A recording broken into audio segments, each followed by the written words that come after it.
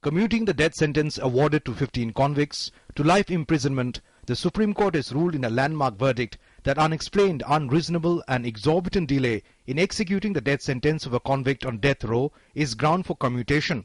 The Supreme Court's decision came on a batch of 13 petitions which sought clemency for 4 associates of sandalwood smuggler Virappan, along with 11 other convicts on death row.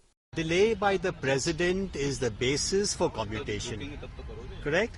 So if the President delays and there is no justification for delay, commutation will happen.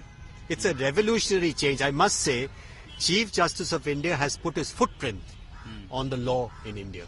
The 3-judge Supreme Court bench observed that it does not agree with last year's April 12th ruling of a 2-judge bench of the same court that delay in executing death sentences of those convicted under anti-terror laws cannot be a ground for clemency.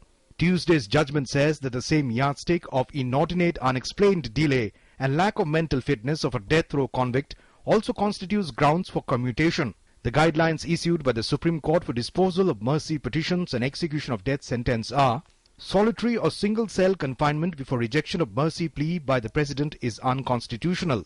Legal aid is to be given to the death row convict for preparing appeals or mercy petitions or for accessing judicial remedies after rejection of mercy plea. Copies of court papers, judgments, etc. should be given to the death row convict within a week by prison authorities to assist in seeking further legal remedy.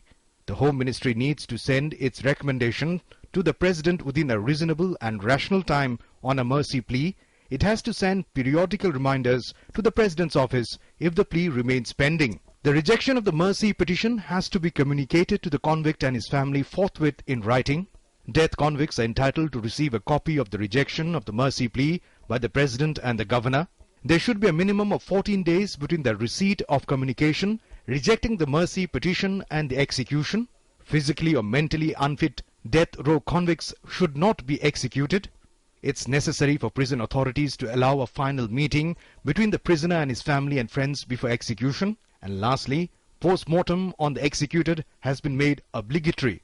The verdict is likely to impact the case of 3 men from Tamil Nadu convicted for their roles in the assassination of former Prime Minister Rajiv Gandhi.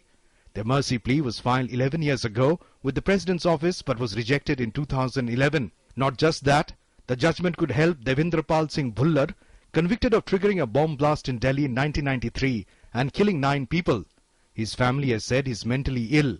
His mercy petition was rejected by the President in May 2011. Last year, a Supreme Court bench also rejected his plea for mercy, after which he filed another petition for a review. With Bureau Inputs, Vikas Sarthi's report for DD News.